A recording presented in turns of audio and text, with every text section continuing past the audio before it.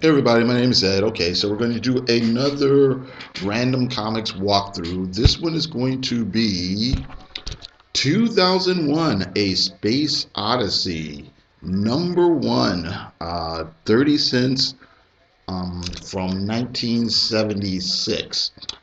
A new, begin a new journey to the stars and beyond. And look, it says based on concepts from the MGM Stanley Kubrick production. Premiere issue. So this is 76. So I think Star Wars came out in 77.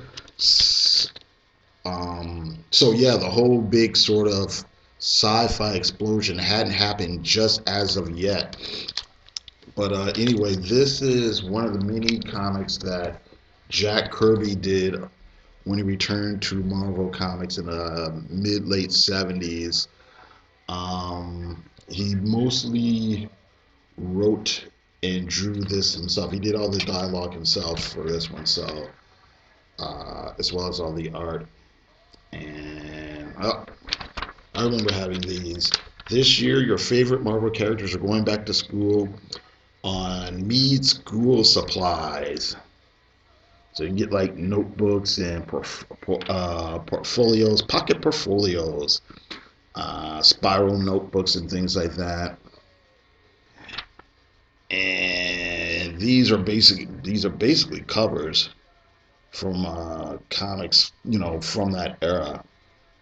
I don't know the issue numbers, although I'm pretty sure this image is from a Jack Kirby Captain America, whenever it is he came back, the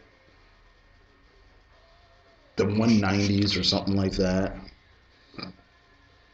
I know that's a Johnny Romita, Spider-Man, Herb Trimpe, Hulk,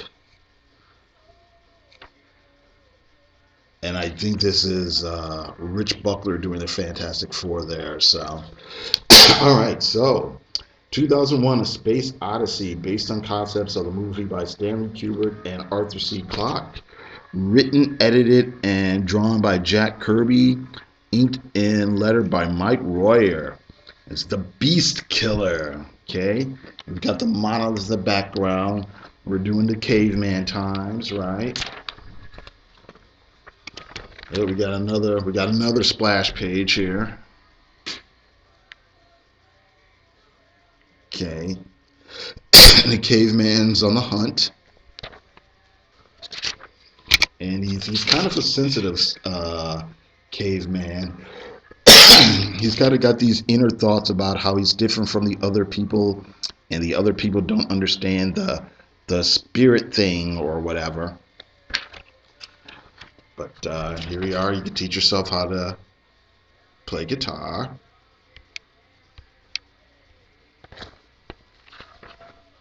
And while he's doing the hunting, the other cavemen show up, and they try to take away his kill. So he's got to fight them off. But then the animal runs off, so he goes to have a communion with the stone spirit. The stone spirit is wise. It knows all there is to know. I will talk to it and ask it for a long, sharp tooth. Okay? So basically, he's going to go pray to the monolith. And then the other cavemen are like, oh, we should follow him. And then we'll get some Slim Jims. And they will give us powerful muscles fast. Okay, so here he is, praying to the monolith. And the monolith gives him the idea to make a spear, see? So he makes the spear. And then next time an animal prowls around, he grapples with it. And then he gets some Halloween costumes. Okay. And then he sells some grit, and he got some prizes.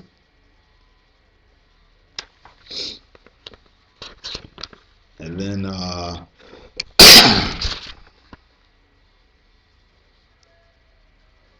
So yeah, he kills the saber tooth.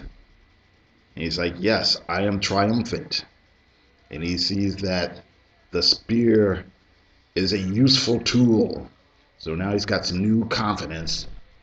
And he's out there in the wild. And oh, here's some more wild beasts. And he's going to get him another one. And here he throws the spear. And then we get a scene change. It's the future. And we have a man throwing some artifact that he's found on the moon or Jupiter. No, on an asteroid. That's where he is. But of course, this is meant to look like that scene change from the movie where the ape throws the bone up, and then we cut to throws the bone up in the sky, and it kind of hovers there for a moment, and then it all of a sudden snaps to a scene of a space station. I'm sure that's what Jack Kirby was doing here, trying to invoke that same sort of thing here. We go from the primitive to the futuristic. Anyway, these two astronauts are on this asteroid. They're stuck there. They're looking at some old artifacts and stuff. There was some sort of civilization. They don't really know what it was, but they're stuck there. They're trying to figure out what to do next. But as they're exploring the old temple or whatever that's there, a monster comes out and grabs one of them. It's killing him. All my pounding with this rock won't stop it. Okay. And then the juice is on the loose. And he's going to take your favorite superheroes to school with him. Here's an editorial here by Jack Kirby. He talks about the new seed. And I'm guessing the new seed is, or apparently the new seed is kind of like the space child or star child that you saw at the end of the 2001 movie. So, and this is all supposed to represent hope and new something, new ideas and exploring new boundaries and whatever. And then there's a plug for Howard the Duck campaign trail. All right. Update final. All right. And it's kind of basically an ad to buy a, excuse me, to buy a Howard the Duck for President button. Okay. Ad for subscriptions. And here, what's this? Make money customizing vans. This was a really big deal in the late 70s. I mean, you would just walk around and like that was just the thing that young people had, that young guys had. Everybody had a van, and everybody had some kind of crazy flamboyant design on it. Whether it was just crazy colors or whatever. A lot of guys would have like fantasy stuff or Star Wars stuff painted on their van. Frank Frazetta images or rip-offs of Frank Frazetta images were like really big. It was just it was just the thing to do at that time. All right, isokinetics, make some more muscles. All right, so anyway, more monster fight. Still fighting with the monster, and the monster drags the one guy off. Mason, and then now the structure is starting to collapse. The ruin, it's crumbling. I'll be crushed. So then he runs away, and then all of a sudden the monolith appears, and so he jumps into the monolith, and more classified ads.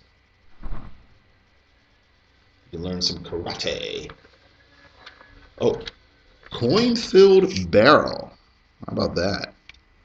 For $5. And then jackpot bank. All right. Switchblade combs. Anyway, the one dude jumps into the monolith, and looks like he's traveling through time and space. And when he wakes up, he's in some field, and he's then laying in the grass. His costume, or his astronaut suit just sort of is gone in a snap. Some little kid wakes him up and it says, "Hey, uh, you got to get up. You can't sleep here. I'll take you back to my house." So they're walking along the road there. They're walking along the trail, and then more bullpen bulletins. These are basically editorials and ads for other comics that are coming out soon. I'm sure I've shown this page a few times in these things. So, ad for Hostess. This is very clearly drawn by Ross Andru, who was the main Spider-Man artist at this time. All right. Excuse me. All right, but as we're walking down the trail, the astronaut seems to be getting older and older, and he's aging, and then he kind of collapses, and here comes the monolith again. And what happens? Some strange transformation starts to take place, and then he turns into the Star Child, and he goes flying through space in a never-ending universe. This strange, never-ending process continues. The new seed answers the call of the beckoning cosmos as the monolith waits for the maturing of the next to come. And then next issue is Vera the She-Demon. All right. Okay, what else we got here? An ad for the World Encyclopedia of Comics by Maurice Horn. More bodybuilding stuff, and what's this? This guy where you can take college courses online, or sorry, through the mail, I guess. LaSalle Extension University.